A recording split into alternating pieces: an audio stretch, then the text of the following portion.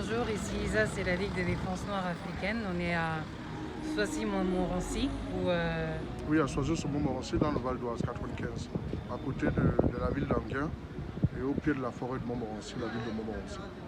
Donc, est-ce que vous voulez bien nous raconter ce qui s'est passé? Parce qu'on a vu la vidéo ce matin de cette agression à caractère négrophobe, clairement.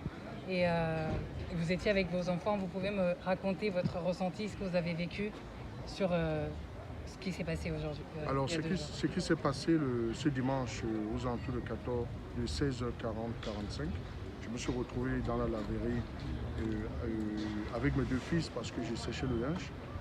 Et mes deux fils qui ont 5 ans et 7 ans sortaient, rentraient. Et puis le masque est obligatoire à l'intérieur. Le masque est obligatoire par rapport à la loi et par rapport à l'affiche. Et donc,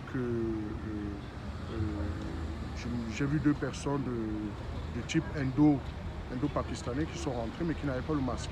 Il y avait une dame et un monsieur d'environ 25-30 ans, de chemise bleue. Donc ce dernier, qui s'est un peu plus approché de moi, là où j'étais, j'ai demandé, monsieur, le masque est obligatoire, mais c'est bien de le mettre. Il a fait comme s'il n'avait pas entendu, j'ai insisté, il a commencé à respecter, j'ai encore dit, mais non, mais il faut mettre le masque. C'est pas moi, c'est la loi. Donc le monsieur est sorti très rapidement, je fais le portrait, il est sorti, il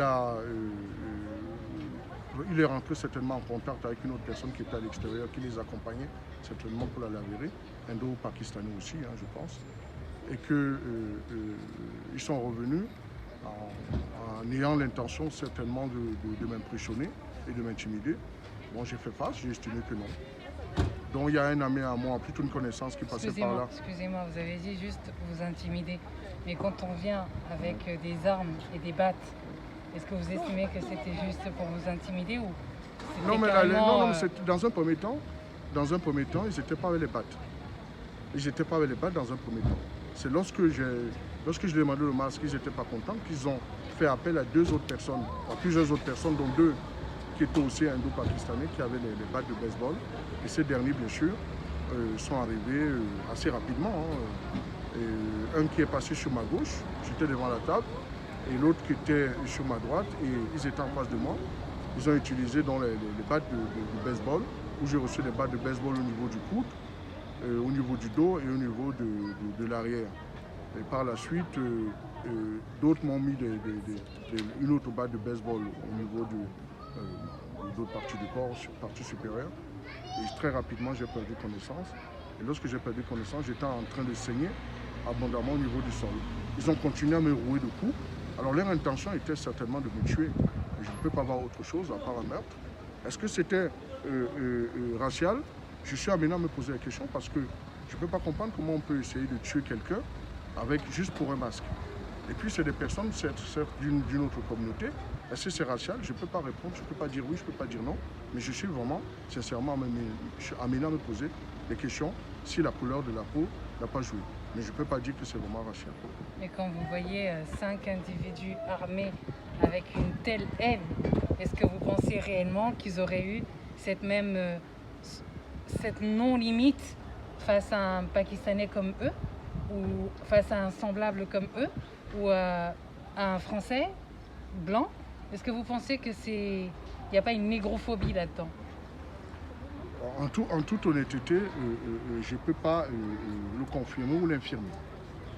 Je peux simplement dire que j'ai été victime d'une agression et je suis un tout petit peu rêveur en me disant que nous sommes dans un monde où on va frapper quelqu'un non pas parce qu'il a une couleur de peau différente de la d'autre, mais parce que peut-être on ne l'aime pas. Mais oui, on peut se poser réellement de serait-ce questions. Je ne peux pas affirmer cela parce que je n'ai pas d'éléments. Mais honnêtement, je suis amené réellement à me poser des questions.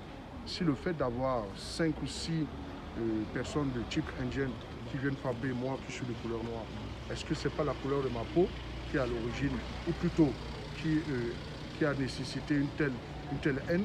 Je suis réellement amené à me poser la question. Mais je ne peux pas donner la réponse à ça. J'estime que la police fera le nécessaire. D'accord. Est-ce que vous avez déjà vu ces personnes-là? Non, jamais. Jamais, je ne les ai jamais vus. En tout cas, je n'ai jamais fait attention à leur présence, je ne les connais pas. Et pourtant, j'habite au quartier depuis 30 ans. D'accord, très bien.